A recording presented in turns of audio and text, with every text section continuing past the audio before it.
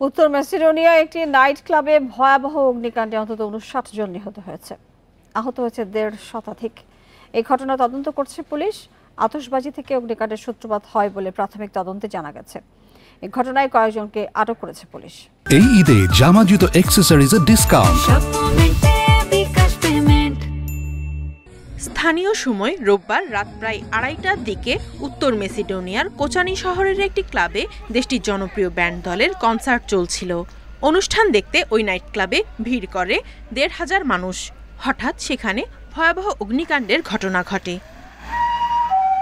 খবর পেয়ে দ্রুত ঘটনাস্থলে পৌঁছে আগুন নেভায় দমকল কর্মীরা। পরে আহতদের উদ্ধার করে হাসপাতালে ভর্তি করা হয়। এদের মধ্যে কয়েকজনের অবস্থা আশঙ্কাজনক বলে জানান চিকিৎসকরা। আগুনে আমার মেয়ের শরীরের অনেক স্থান পুড়ে গেছে, তাকে হাসপাতালে ভর্তি করা হয়েছে। ধোঁয়ায় ওর শ্বাসনালীতে সমস্যা হয়েছে, সে বেঁচে আছে, এতেই স্বস্তি পাচ্ছি। ওর সুস্থ হওয়ার অপেক্ষা করছি। আগুনের ঘটনা তদন্ত করছে পুলিশ। প্রাথমিকভাবে তারা জানায় অনুষ্ঠানে একটি আতশবাজির যন্ত্র থেকে অগ্নিশিখা ছিটকে যায় ক্লাবটির ছাদে। ভবনটির সিলিং দাহ্য পদার্থ দিয়ে তৈরি হওয়ায় দ্রুত সেখানে আগুন ধরে যায়। দ্রুত সেই আগুন পুরো ক্লাবে ছড়িয়ে পড়লে বহু মানুষ হতাহত হয়। এই ঘটনায় শোক জানিয়েছেন দেশটির স্বরাষ্ট্রমন্ত্রী। অগ্নিকাণ্ডে ক্ষতিগ্রস্ত পরিবারের প্রতি গভীর সমবেদনা জানাচ্ছি।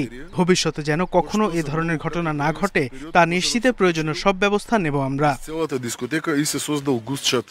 এদিকে অগ্নিকাণ্ডের পর পুরো এলাকা ঘেরাও করে তদন্ত চালাচ্ছে পুলিশ। এরই মধ্যে ক্লাবের মালিক সহ কয়েকজনকে আটক করে জিজ্ঞাসাবাদ করেছে তারা।